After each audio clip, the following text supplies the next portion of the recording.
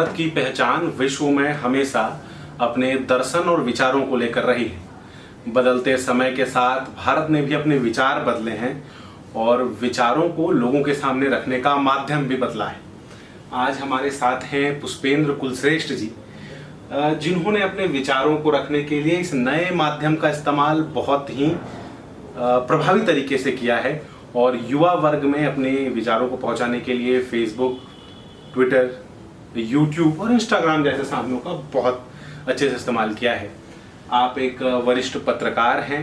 आपने पाकिस्तान के चैनल आज तक के भारत में ब्यूरो चीफ रहे हैं और धर्म से जुड़े, भारत की संस्कृति से जुड़े विषयों पर बेखौफ तरीके से खुलकर अपने विचार रखते हैं। स्वागत है आपका हमारे इस कार्यक्रम में।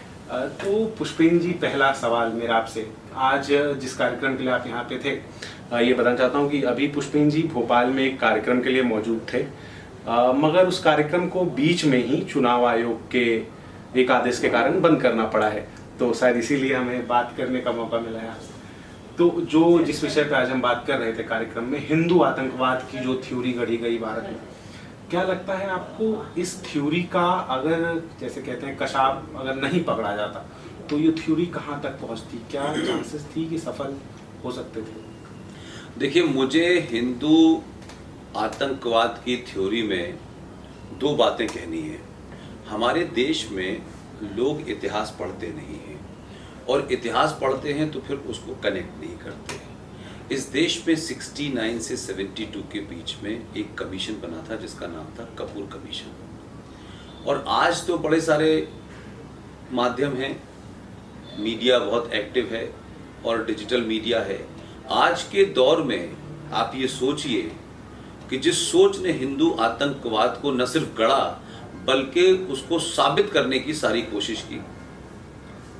जरा सोचिए कि कपूर कमीशन के अंदर ये तथ्य भी सामने आए कि महात्मा गांधी की हत्या होने से 3 दिन पहले पूना में कैसे लोगों को पता चल गया था, और जिस डिस्ट्रिक्ट मजिस्ट्रेट ने दिल्ली की सरकार को ये बताया कि यहाँ ये खबर है कि 3 दिन बाद गांधी जी की हत्या होनी है और यहाँ बड़े पैमाने पे दंगे होंगे, वो खबर किसने छुपाई, क्यों छुपाई, कैसे छुपाई? तो मैं ये नहीं मानता कि हमारे देश में षड्यंत्रकारी जो हैं वो आज कुछ ज़्यादा मुखर हुए हैं। आज सिर्फ इसलिए उनका पता चल पा रहा है क्योंकि आज आपके पास इतने कम्युनिकेशन के माध्यम हैं। देश में कितनी सारी कॉन्स्पिरेसीज हुई। आप देखें कि 70 साल लग गए इस देश में सुभाष चंद्र बोस को ये जैसे लोगों को साबित करने के लिए कि उनको किस तरीके से कहाँ फंसाया गया, किस तरीके के साथ उनके साथ षड्यंत्र किया गया और उनको मृत घोषित कर दिया गया और उनके बारे में ये कहा गया भारत के रिकॉर्ड में कि वो वॉर क्रिमिनल हैं। तो ये कोई ऐसी बात नहीं है कि आज हिंदू आतंकवाद की थ्योरी गढ़ी गई। उस वक्त सुभाष चंद्र बोस का उस पटल से हटाना, अगर वो नहीं हटते तो नेहरू जी प्रधानमंत्री नहीं बनते। अब नेहरू जी को अपनी लड़की को प्रधानमंत्री बनाना था तो शास्त्री जी की हत्या हुई, जो ताशकंद फाइल में विवेक अग्निहोत्री ने साबित कर दिया है। अब वो इंदिरा गांधी की हत्या हुई तो बेटा बना, और बेटे की हत्या हुई तो उसके बाद से कोई प्रधानमंत्री गांधी परिवार का नहीं बन रहा है। तो हमें ये भी ध्यान रखना चाहिए कि हमारे देश में छोटी छोटी बातों पे बड़ी बातें होती हैं। छोटी छोटी बात के ऊपर ऐसा लगता है कि जैसे पूरे देश की संसद और पूरा देश का समाज जो है वो हिल जाएगा। लेकिन किसी ने ये नहीं पूछा इस देश में कि एक ऐसा आदमी जो प्राइम मिनिस्टर का कंटेंडर था, जिसमें सब देश मानता है कि उसमें सारे गुण थे, 5 बड़े पत्रकारों के साथ हवाई जहाज हवा में उसमें आग लग जाती है, किसी ने इंक्वायरी नहीं कराई। एक दूसरा आदमी लगता था कि ये भी एक कंटेंडर होता है प्राइम मिनिस्टर का, वो जयपुर जाते में कार से मार दिया जाता है। तो हमारी ये चुप्पी ही है जिसके कारण आज आप हिंदू आतंकवाद की थ्योरी को इस देश में जो लोग फैला रहे हैं, उनके हौसले इसलिए बुलंद थे कि उनको मालूम था कि इस देश का जो हिंदू है, सनातनी है, वो सो रहा है, वो जानना ही नहीं चाहता। और एक वर्ग ऐसा है कि वो इतना चिल्लाता है कि उसके डर के कारण आपकी सत्ताएं डर जाती हैं। इसलिए आप कानून के अंदर भी बदलाव करते हैं, आप संविधान के अंदर भी गैर संवैधानिक धाराओं को जोड़ते हैं, आप जो संविधान के खिलाफ काम है वो भी करते हैं, ताकि लोग वो खुश रहें जिनके बलबूते पे आप सत्ता पे आते हैं। लिहाजा हिंदू आतंकवाद की थ्योरी भारत में सिर्फ इसलिए जोड़ी गई क्योंकि कांग्रेस पार्टी को जितने इलेक्शन जीतने थे, वो जिन मुद्दों पे जीतती थी वो मुद्दे खत्म हो रहे थे। उनको लगता था कि अगर हम हिंदू आतंकवाद की थ्योरी गढ़ेंगे तो उसमें आरएसएस को भी शामिल कर देंगे, उसमें विश्व हिंदू परिषद को भी शामिल कर देंगे, और जो भगवा रंग भारत की आस्था का और विश्वास का कई हजारों सालों से वो रंग रहा है, उस पे हमला इसलिए किया कि हिंदुओं के इस आस्था पे हमला करने से हिंदू दोबारा से डर जाएगा, हिंदू डरा रहे और हिंदू डर के मारे सच बात न बोले, इसलिए इस थ्योरी को गढ़ा गया। ये अलग बात है कि कसाब पकड़ा गया और कसाब के पकड़ने के बाद क्या हुआ, और फिर उसके बाद में अभी हाल का पुलवामा देखें, ये सब एक ही कड़ी के हिस्से हैं। तो सत्ताएं तो आपने बदली हैं, लेकिन इस देश की व्यवस्था में जो गहरी जड़ें जो खोखली कर रही हैं इसको, वो उसमें कई सारी विचारधाराएं हैं, वो सब मिल गई हैं। एक 30, 40, 50 करोड़ वो लोग जिन्होंने देश को बांटा, वो इस देश में रहे, वो गए नहीं, और आज फिर वही स्थिति पैदा उन्होंने कर दी है। आज इस देश में 3 लोगों को पकड़ने से इस देश में ये बता दिया जाता है कि ये हिंदू आतंकवाद है, लेकिन इस देश में 5000 हमलों में पकड़ने वाले लोग, इस देश की वो बड़ी आबादी जो पूरी दुनिया में आतंक अपनी किताब को लेके बता रही है, अपनी किताब के माध्यम से कर रही है, लेकिन उसका धर्म किसी को नहीं पता चल पाता। ये इसी बात पे मैं आना ही चाह रहा था अभी। सीताराम येचुरी ने जैसा कहा, महाभारत और रामायण का जिक्र करके उन्होंने कहा कि हिंदू भी हिंसक होता है। ये बहस बहुत समय से चल रही है और आज हिंदू आतंकवाद के बहाने ही सही ये सवाल भी पूछा जा रहा है कि इस्लामिक आतंकवाद क्यों नहीं। इस्लामिक आतंकवाद को लेके जो 2 तरह के विचार रखे जाते हैं, एक तरह के लोग हैं जो कहते हैं कि मुसलमानों में समस्या है, और दूसरे वो लोग हैं जिनमें आप भी समझो जो कहते हैं कि समस्या मुसलमानों में नहीं है, समस्या इस्लाम में है, इस्लाम की बेसिक आइडियोलॉजी में है, जो बेसिक धर्म ग्रंथ है उसमें समस्या। ऐसा क्यों कहते हैं आप? किसी भी आयतों की लोग तो कहते हैं कि सभी धर्म शांति का संदेश देते हैं, तो फिर इस्लाम क्यों? इस्लाम के सवाल यह है कि जो लोग ये दावा करते हैं कि सभी धर्म शांति का संदेश देते हैं, उन्होंने कितनों ने इस्लाम पढ़ा है और कुरान पढ़ा है? पहली बात तो ये है। आपने इस्लाम की किताबें पढ़ी है सारी। मेरा कहना यह है कि वो मूर्ख लोग, वो हिंदुओं में ज्यादा उनकी गिनती है, जिनको ये लगता है कि अपने पॉलिटिकल एजेंडे के लिए मुसलमानों को ये कहो कि कुछ मूर्ख लोग आतंकवाद कर रहे हैं, बाकी लोग बहुत शांति प्रिय हैं। पूरी दुनिया में 57 देशों के अलावा पूरी दुनिया में जो आतंकवाद हो रहा है वो किस किताब के तहत हो रहा है? वो भुखमरी के तहत हो रहा है, वो गरीबी के कारण हो रहा है, वो अनएजुकेशन के कारण हो रहा है। वो किस लिए हो रहा है? उसामा बिन लादेन कौन था? कोई बेरोजगार आदमी था? अता कौन था? दाऊद कौन था? ये कौन लोग हैं जो तमाम लोग कर रहे हैं? आज जो कश्मीर में आतंकवादी कर रहे हैं वो क्या गैर पढ़े लिखे लोग हैं, मजबूर लोग हैं, परेशान लोग हैं? तो ये जो नैरेटिव है ये इस देश के मूर्ख हिंदुओं ने चलाया कि सब धर्म जो है वो शांति का संदेश देते हैं, और ये एक कायरता है जिसे हिंदू अपनी छुपाने के लिए ये कहता है कि सब धर्म ऐसा कहते हैं, लेकिन उसने किताब नहीं पढ़ी। इस्लाम के अंदर उनका पहला कलमा ये कहता है कि अल्लाह के सिवा हम किसी को नहीं मानेंगे, और 5 वक्त की नमाज देता है वो हिंदुस्तान के सेकुलर देश के अंदर, और सुबह से लेकर शाम तक कहता है कि हमारे यहाँ अल्लाह के सिवा हम किसी को नहीं मानेंगे। तो जो अल्लाह के सिवा किसी को नहीं मानेगा वो आपके साथ रहेगा? वो किस खुशफहमी में रहेगा आपके साथ में? वो तो कहता है कि राष्ट्र हमारे लिए कोई चीज ही नहीं होता है। हम तो उम्मा में विश्वास करते हैं कि हिंदुस्तान का मुसलमान इजराइल और फलस्तीन में गोली चलने से मरने वाले मुसलमान के लिए चिंतित रहता है, राइट? लेकिन हिंदुस्तान में जो हिंदुओं के साथ हो रहा है उसके लिए मुझे बता दीजिए। तो ये किताब की वजह से है ना। उसका पहला फर्ज मुसलमान के लिए है, चाहे वो मंगल ग्रह पे रह रहा हो। हम हिंदुओं की गलतफहमी है कि देखिए नहीं साहब, सही भाईचारा है, मंदिर भगवान का घर है, मस्जिद अल्लाह का घर है। ये सारे फ्रॉड हिंदुस्तान के हिंदुओं ने नरेट किए हुए हैं। हिंदू मुस्लिम भाईचारा, गंगा जमुना तहजीब, इसमें किसी मुसलमान क्लियर है, उसने कभी ये सब फ्रॉड नहीं फैलाए, लेकिन हम फैला रहे हैं क्योंकि हमें सकता है कि कहते कि हम लड़ नहीं सकते। आप कायर हैं तो अपनी कायरता को छुपाने के लिए आप दूसरों को कायर क्यों बना रहे हैं? इसलिए हिंदुस्तान में ये फ्रॉड चल रहा है और आज भी चल रहा है, लगातार चल रहा है। लिहाजा जिन लोगों को कुरान के बारे में नहीं पता है, जिनको पता है वो इलाज कर रहे हैं पूरी दुनिया में उसका। फिर वो कहेंगे कि देखिए साहब वो हमें तो जो है हमें तो यहूदी मार रहे हैं। तो पूरी दुनिया में मुसलमान जो 57 देश हैं जहां सिर्फ इस्लाम का कानून चलता है, ना आरएसएस की ब्रांच है वहां, ना विश्व हिंदू परिषद की ब्रांच है, उन 57 देशों में शांति है जी। तो क्यों नहीं शांति भाई? किन कारण से शांति नहीं है? और जब उन देशों में मारे जाते हैं तो वो इस्लामिक देशों में क्यों नहीं जाते हैं? ये बांग्लादेश के मुसलमान भारत क्यों आते हैं? फ्रांस क्यों जाते हैं? सऊदी अरब जाए ना, जहां इस्लाम के मानने वाले लोग हैं। सीरिया, लीबिया क्यों नहीं जाते हैं भाई? तो ये फ्रॉड भारत के हिंदुओं ने फैलाया है और कायरता को छुपाने के लिए फैलाया है। लिहाजा इस्लाम को बगैर पढ़े उसके ऊपर प्रवचन देना हमारे देश में एक फैशन बन गया है। अभी मैं रॉबर्ट स्पेंसर को पढ़ रहा था, उनकी किताब हिस्ट्री ऑफ जिहाद, Muhammad to ISIS. Robert Spencer दावा करते हैं कि इस्लाम की शुरुआत ही हिंसा पे हुई और वो आखिर तक अभी तक अपनी उसी थ्योरी को लेकर चला रहा है। मगर उसके बाद मन में ये सवाल उठते हैं कि क्या समय इतना बदला, शिक्षा का स्तर बदला, समाज बदला, तो उसके साथ इस्लाम में भी कुछ तो बदलाव तो आए होंगे। तो कहाँ है इस्लाम ने खुद को एडजस्ट किया होगा। सवाल ये कि जो बात आप कह रहे हैं वो कहाँ है, बताएं ना। अगर इस्लाम में बदलाव होता तो जो किताब में कुछ गलत था तो हटाना चाहिए था। जब लोग ये कहते हैं कि ये किताब हमारे लिए आखिरी है, भारत का संविधान बाद में है, पहले ये किताब है और किताब 1400 साल में बदली नहीं गई, तो आप किस बदलाव की बात कर रहे हैं? कमीज बदलने को बदलाव कह रहे हैं? ब्रैकेट लगा के कुछ शब्द जोड़े हैं, कुछ लिमिटेशंस नहीं, कहीं आज तक कुरान में एक नुक्ता नहीं हटाया गया। ये सबसे बड़ा फ्रॉड कोई कर सकता है। मुसलमान इस बात के लिए पूरी ईमानदारी से कहता है और मैं कहता हूं कम से कम वो ईमानदार है। कुरान शरीफ में आप कोई नुक्ता नहीं हटा सकते हैं जो लिखा हुआ है। लिहाजा जो बात आप कह रहे हैं कि बदलाव आया समय के साथ, किसी के बिहेवियर में बदलाव आया हो, लेकिन मजहब में तो बदलाव नहीं आया ना।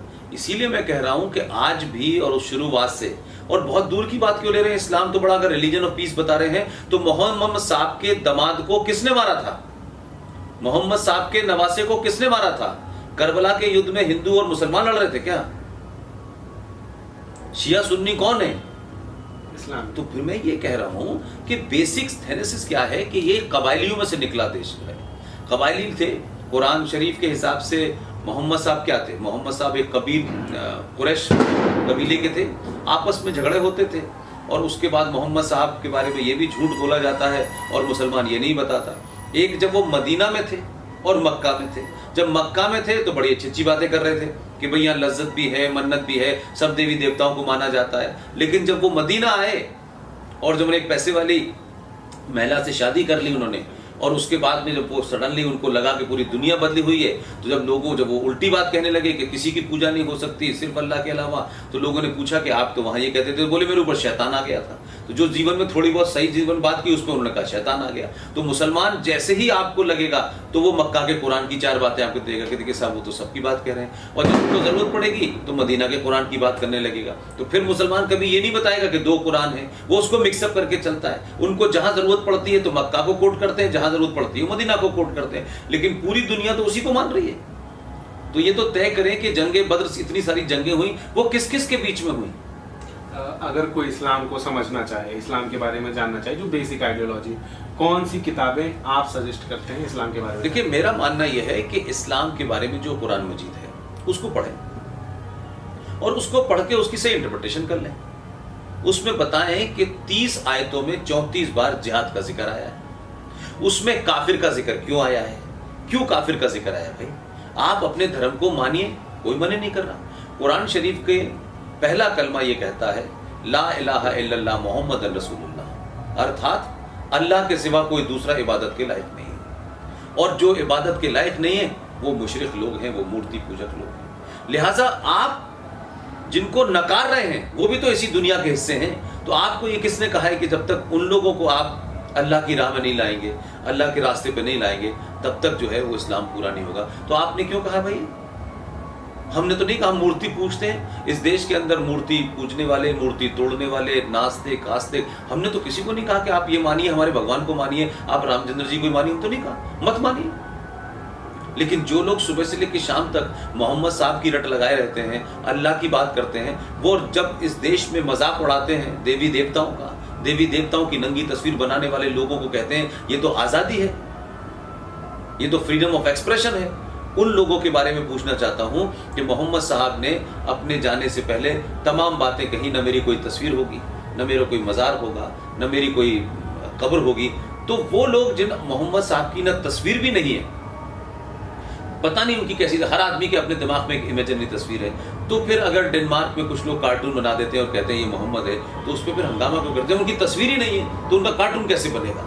तो दोहरा चरित्र है ना आपका ये कि आप कार्टून बनेगा डेनमार्क में तो हिंदुस्तान में दंगा करेंगे मुसलमान। लेकिन यही मुसलमान जब पाकिस्तान के अंदर मोहम्मद के नाम से आतंकवादी संगठनों के नाम रखे जाएंगे तो चुप रहता है, क्योंकि वहां बनाने वाला मुसलमान है और डेनमार्क में बनाने वाला जो है वो यहूदी है।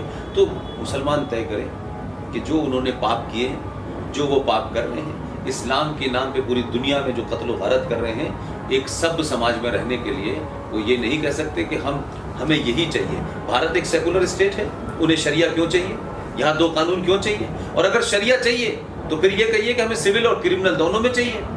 तो क्रिमिनल में तो हमको भारत की आईपीसी चाहिए और अय्याशी के लिए आपको शरिया चाहिए। तो ये दो जो मापदंड हैं। तो इस्लाम को मैं मानता हूं, Islam is not a religion, Islam is a political ideology to capture power. इसके अलावा उसका कोई मतलब नहीं है। उसको धर्म का रंग दिया जाता है ताकि लोगों को इकट्ठा किया जा सके। इस्लाम के अलावा एक और विषय जिसके हिंदुस्तान में चर्चा का विषय है, जिसमें आप बहुत सक्रिय तरीके से इन्वॉल्व हैं, जम्मू कश्मीर में धारा 35A, इस विषय को लेकर सुप्रीम कोर्ट में जो केस चल रहा है उसमें आप केस लड़ रहे हैं। तो क्या लगता है 35A के विषय में क्या विचार है आपके, और क्या होना चाहिए आगे, क्या उम्मीद कर रहे हैं आप? नहीं, इसमें बहुत शॉर्ट है।